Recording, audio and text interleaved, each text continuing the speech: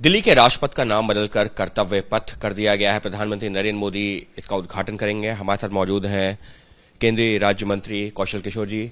कौशल जी, राजपथ और कर्तव्य पथ क्या कुछ बदल जाएगा? बहुत कुछ बदल जाएगा, जैसे राजतंत्र और लोकतंत्र। तो राजतंत्र में राजा राज करता था, लोकतंत्र में जनता के द्वारा चुनी हुई सरकार यानी जनता का राज होता है। तो उसी तरीके से जो राजपथ है, कर्तव्य पथ में इतना अंतर है कि राजपथ का नाम बदल करके कर्तव्य पथ हो गया। तो जनता के द्वारा चुने गए प्रतिनिधियों का जो कर्तव्य जनता के प्रति और देश के प्रति है, उसकी एक भावना पैदा हो और देश के लिए एक समर्पण रहे, राष्ट्र प्रेम पैदा हो, इतना अंतर रहेगा। विपक्षी पार्टियां सवाल खड़े कर रही हैं कि नाम बदलने से क्या हो जाएगा, क्या लोगों को रोजगार मिल जाएगा, क्या देश के सामने जो समस्याएं हैं वो खत्म हो जाएंगी। सिर्फ नाम बदलने से अगर कुछ हो सकता है तो नाम जो सब चीजों के बदल दिए जाएं, लेकिन बाकी मुद्दों पर भी ध्यान जाना चाहिए। इस तरीके के सवाल खड़े कर रहे हैं।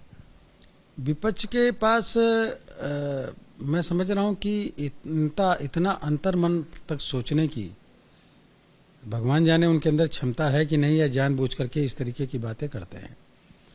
अभी विपक्ष में कोई भी व्यक्ति हो और उसका नाम बदल करके थोड़ा सा खराब रख दिया जाए, मान लिया किसी का नाम दिनेश है और उस व्यक्ति को कोई नाम उसका भीखालाल रख ले, तो उस व्यक्ति को कैसा लगेगा?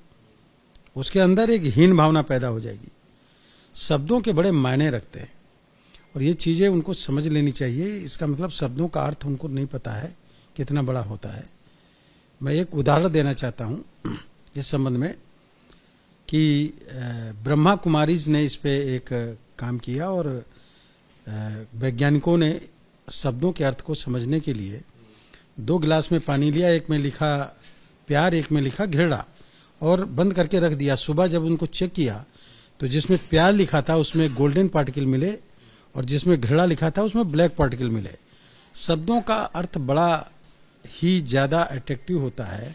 किसी से प्यार से शब्द बोलोगे वो आपके पास आएगा, किसी से दुत्कार कर बोलोगे आपसे दूर हो जाएगा।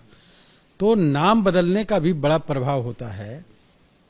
इसलिए राजपथ का कर्तव्य पथ यानी हमें ठीक उसी तरह है जैसे राजतंत्र का नाम बदल करके लोकतंत्र बना, उसी तरीके से। हालांकि सेंट्रल विस्टा प्रोजेक्ट पर भी विपक्ष लगातार सवाल खड़े करता रहा है कि जब देश इस तरीके से कोविड के महामारी से गुजर रहा था उस दौरान इतना करोड़ों रुपए खर्च कर देना, और आज जब उद्घाटन हो रहा है तो उस तरीके के सवाल अभी भी बने हुए हैं।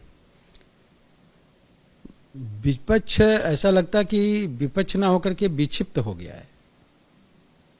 जब कोरोना काल था उस पीरियड में हमारे मोदी जी ने पूरे देश को 80 करोड़ जनता को भी 30 सितंबर तक मुफ्त में राशन दे रहे हैं। सभी को जरूरत की चीजें उपलब्ध कराने का काम किया जब देश पूरी तरीके से ठप था। कोई एक व्यक्ति भी भूखा नहीं रहा। इसके लिए तारीफ नहीं कर पा रहा है विपक्ष की तारीफ कर दे, बल्कि उल्टे सवाल खड़े करना। आज जब ये कर्तव्य पथ बन करके और सुभाष चंद्र बोस जी की प्रतिमा का अनावरण हो रहा था, कम से कम सुभाष चंद्र बोस जी के प्रति तो अच्छा भाव रखना चाहिए उनको।